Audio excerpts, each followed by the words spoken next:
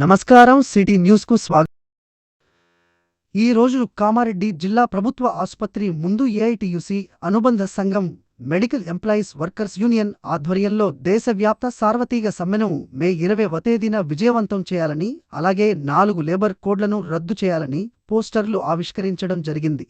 ఈ సందర్భంగా medical employees workers union AITUC జిల్లా గౌరవ అధ్యక్షులు ఎల్ దశరథ్, జిల్లా ప్రధాన కార్యదర్శి పి బాలరాజు మాట్లాడుతూ 4 లేబర్ కోడులను రద్దు చేసి 44 కార్మిక చట్టాలను అమలు చేయాలని, అదేవిధంగా ఈ 20 తేదీన జరిగే దేశవ్యాప్త సార్వత్రిక సమ్మెను విజయవంతం చేయాలని అన్ని కార్మిక సంఘాలు పిలుపునిచ్చాయి.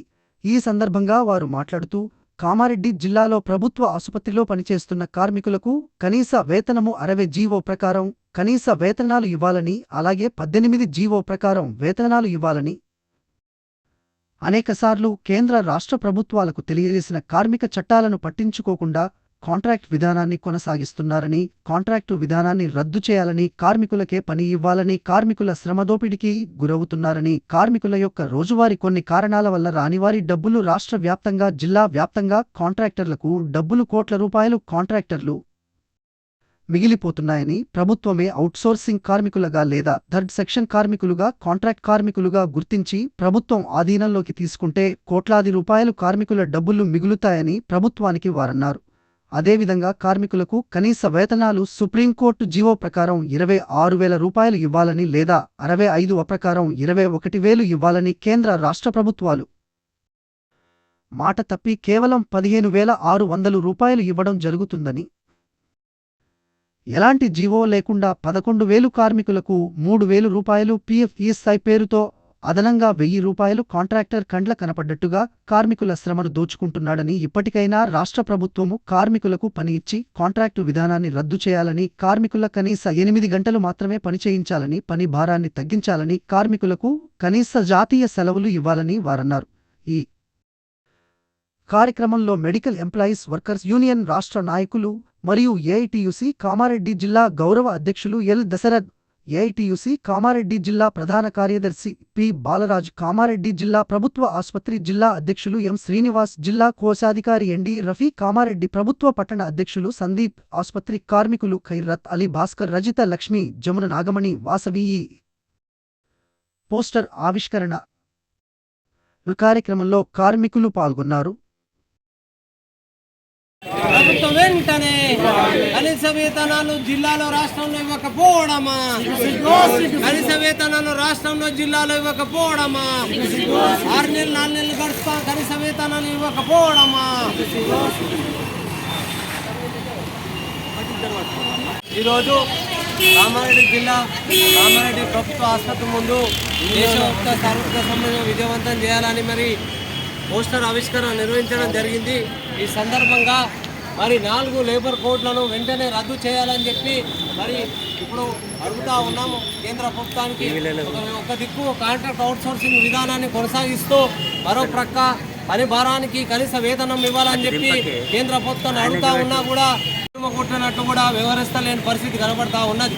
మరి మేము మెడికల్ ఎంప్లాయీస్ వర్కర్స్ యూనియన్ కార్మికులుగా మరి అడుగుతా ఉన్నాం, సమాన పనికి సమాన వేతనం కావాలా, సుప్రీంకోర్టు జీవో ప్రకారం కనీస వేతనాలు ఇవ్వాలా, అదేవిధంగా 18వ జీవో ప్రకారం కనీస వేతనాలు ఇవ్వాలా.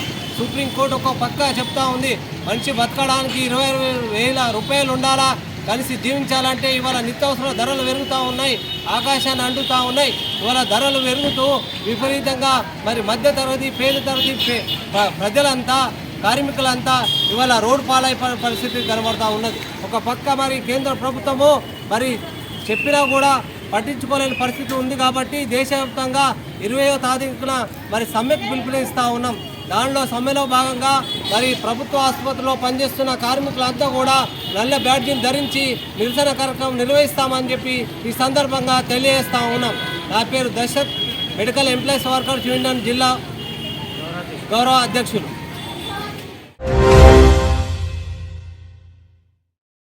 మే 20న దేశవ్యాప్త సమ్మెలో బహుజన కార్మిక వర్గం పెద్ద ఎత్తున పాల్గొని విజయవంతం చేయాలి.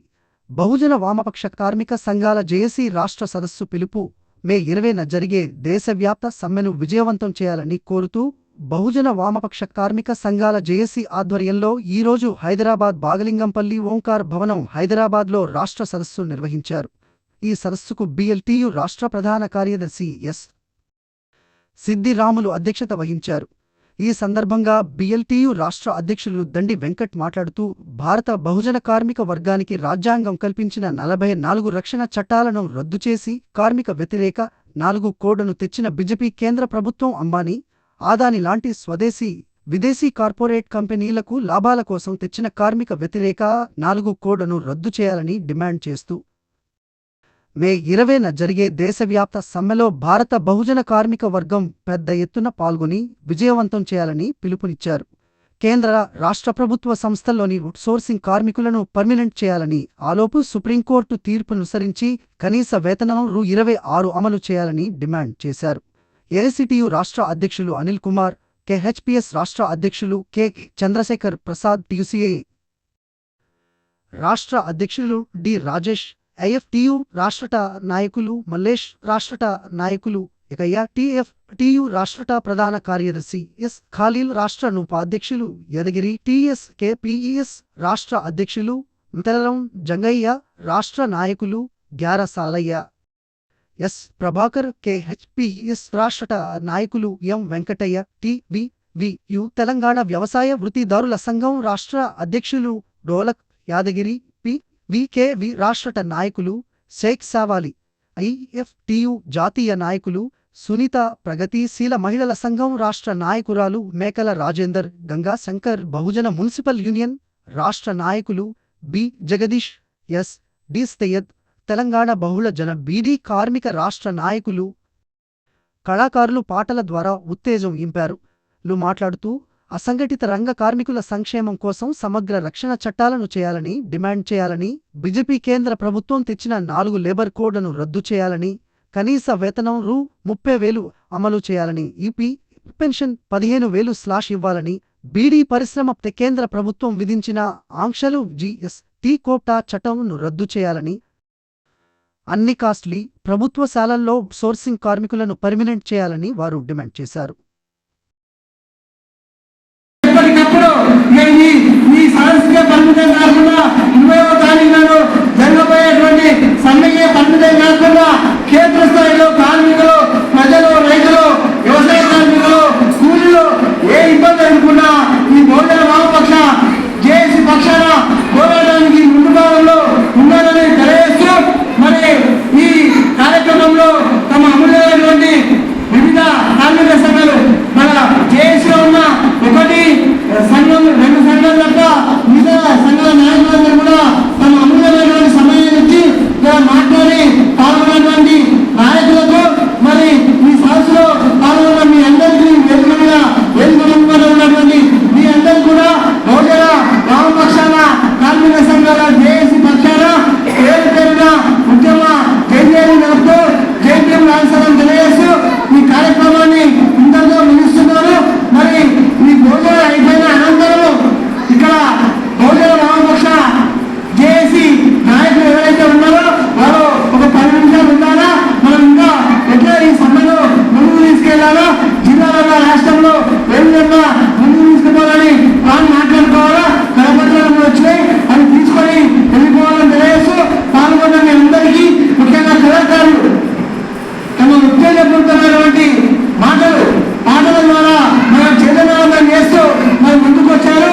కాబట్టి వాళ్ళు కూడా చెప్తున్నారు, ఎక్కడ ఈ బహుజన వామపక్ష కార్మిక సంఘాల జేఏసీ పక్షాన కానీ ఇతర ఇండిపెండెంట్ గా మీరు ఎలాంటి కార్యక్రమాలు చేసినా వాళ్ళ వంతు కర్తవ్యంగా కూడా కళారూపాలని ముందుకు తీసుకెళ్తామని మన ముందుకు వచ్చినటువంటి కళా బృందానికి ప్రత్యేకంగా మీ అందరి తరఫున, వేదిక తరఫున ప్రత్యేకంగా ధన్యవాదాలు తెలియజేస్తూ, ఎట్టి పరిస్థితుల్లో మే 20వ తారీఖు నాడు జరగబోయే సమ్మెలో మనమెంతో మనం అంతా వాటాగా మన కార్మిక వర్గ శక్తిని చూపించాలని తెలియజేస్తూ జేటీఎం రాష్ట్రంతో ముగిస్తుంది.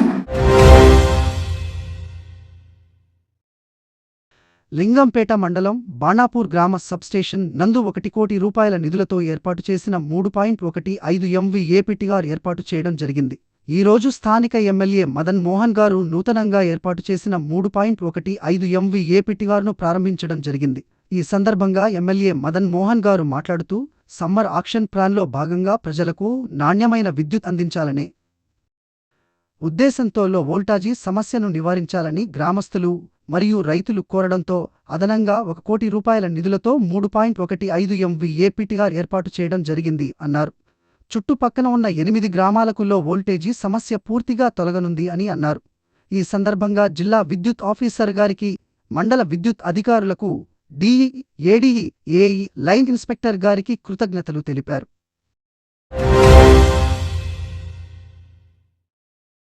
ఉపాధ్యాయులు తమ బోధనా వ్యూహాలను నిరంతరం మార్చుకోవడం ద్వారా గుణాత్మక విద్యను విద్యార్థులకు అందించవచ్చునని కామారెడ్డి జిల్లా కలెక్టర్ శ్రీ ఆశిష్ సంగ్వాన్ అన్నారు. మంగళవారం సదాశివనగర్లో మోడల్ స్కూల్లో జరుగుతున్న ఇంగ్లీష్ ఉపాధ్యాయుల వృత్యంతర శిక్షణ కార్యక్రమంను సందర్శించి ఉపాధ్యాయులను ఉద్దేశించి ప్రసంగించారు. తరగతి గదిలో ఇంగ్లీష్ సమాచార నైపుణ్యాలు పెంపొందించుకోవడం చాలా ముఖ్యమని, ఎప్పటికప్పుడు ఉపాధ్యాయులు అప్డేట్ అవుతూ బోధన నైపుణ్యాలను మెరుగుపరుచుకోవాలని ఆయన సూచించారు. ఈ విద్యా సంవత్సరం జిల్లాలోని 27 ప్రాథమిక పాఠశాలలో ఆర్టిఫిషియల్ ఇంటెలిజెన్స్ ఆధారంగా విద్యాబోధనను ప్రారంభించామని ఆయన తెలియచేశారు. పాఠశాలలో విద్యార్థుల సంఖ్యను పెంపొందించాలని, కోవిడ్ తర్వాత విద్యార్థులలో తగ్గిన విద్యా ప్రమాణాలను మెరుగుపరచాల్సిన బాధ్యత ఉపాధ్యాయులపైనే ఉందని ఆయన అన్నారు. ఉల్లాసవంతమైన విద్యాబోధన ద్వారా విద్యార్థులను తరగతి గది వాతావరణానికి అలవాటు చేయవచ్చునని చెప్పారు. రాబోయే విద్యా సంవత్సరంలో 10వ తరగతి పరీక్షలలో ఉత్తమ ఫలితాలు సాధించేలా కృషి చేయాలని ఆయన కోరారు. ప్రభుత్వం వేసవి సెలవులలో అందిస్తున్న శిక్షణ కార్యక్రమాన్ని ప్రతి ఉపాధ్యాయుడు తప్పనిసరిగా వినియోగించుకుని జిల్లాలో విద్యా ప్రమాణాల పెంపునకు కృషి చేయాలని ఆయన సూచించారు. ఈ కార్యక్రమంలో జిల్లా విద్యాశాఖ అధికారి శ్రీ రాజు, జిల్లా అకాడమిక్ మానిటరింగ్ అధికారి వేణుగోపాల్, సదాశివనగర్ మండల విద్యాశాఖ అధికారి శ్రీ యోసేఫ్, స్థానిక మండల రెవెన్యూ అధికారి, స్థానిక మండల పరిషత్ అభివృద్ధి అధికారి, ఇంగ్లీష్ రిసోర్స్ పర్సన్లు శ్రీనివాస్, అనిల్ కుమార్, శివరంజని, చిరంజీవి తదితరులు పాల్గొన్నారు. అనంతరం మండల కార్యాలయం వద్ద షేర్ టెక్నాలజీతో నిర్మిస్తున్న ఇందిరమ్మ మోడల్ హౌస్ను కలెక్టర్ పరిశీలించారు. నిర్మాణం తీరును పరిశీలించి నిర్మాణం పనులు త్వరగా పూర్తి చేయాలని అన్నారు. అనంతరం పాక్స్ ద్వారా నిర్వహిస్తున్న వరి ధాన్యం కేంద్రాన్ని కలెక్టర్ పరిశీలించి కేంద్రంలో వసతి సౌకర్యాలు కల్పించాలని, అకాల వర్షాలు పడే ఆస్కారం ఉన్నందున రైతులకు టార్పాలిన్లను అందించాలని సూచించారు. ఈ కార్యక్రమాల్లో జిల్లా భూగర్భ జల అధికారి సతీష్ యాదవ్, తహసీల్దార్ గంగా సాగర్, ఎంపీడీఓ సంతోష్ కుమార్ తదితరులు పాల్గొన్నారు.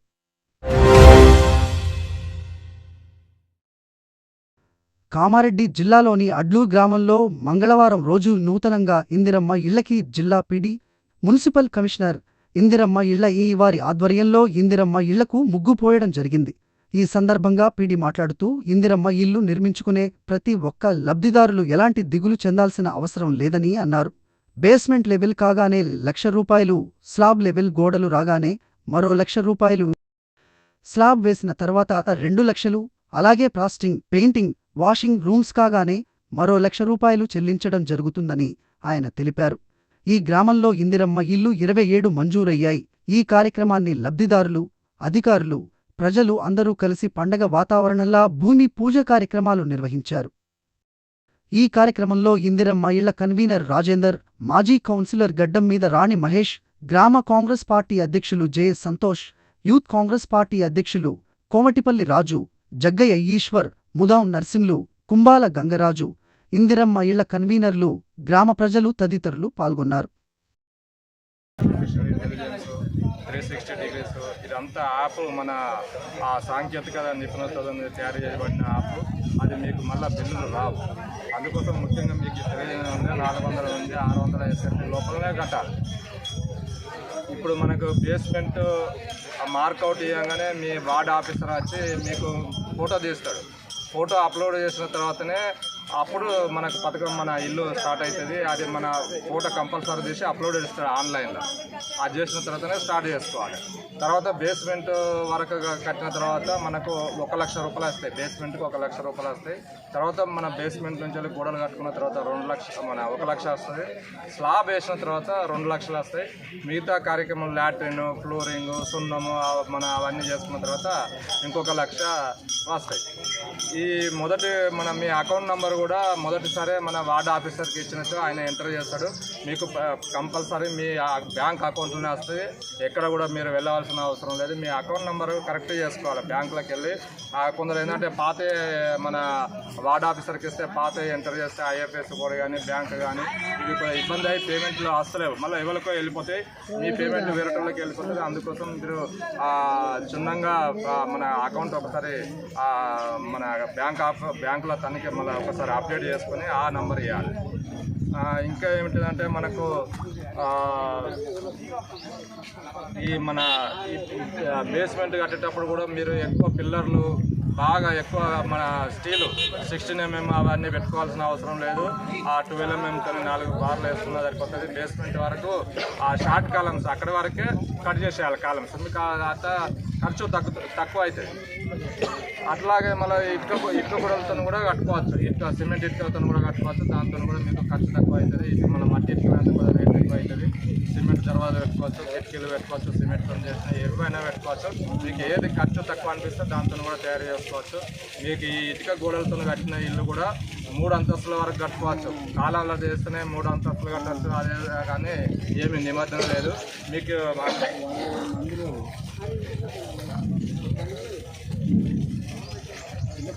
బేస్మెంట్ వరకు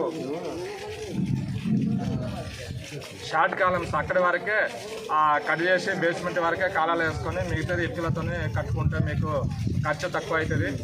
అట్లా చేసుకోవాలని మీ అందరి లాభస్తులను ఇక్కడ వార్డు 1లో 27 మంది వచ్చిన వాళ్ళు అందరినీ కోరుతున్నాను. మీకు ఎప్పుడు కూడా మా ఏఈ గారు అశోక్ గారు ఎప్పుడైనా సలహాలు ఇస్తారు. మీకు ఏదైనా ఎప్పుడైనా అందుబాటులో ఉండి మీకు సలహాలు ఇచ్చి మీకు తక్కువ ఖర్చుతోనే అయ్యేటట్టుగా ఇళ్ళ నిర్మాణం కృషి చేస్తారని మరి కమిషనర్ గారు ఎల్లవెల్లలా మనకు ఎంతో సహకరిస్తాడు. మరి అందరి లాభస్తులకు మళ్ళీ ఒకసారి ధన్యవాదాలు తెలుస్తూ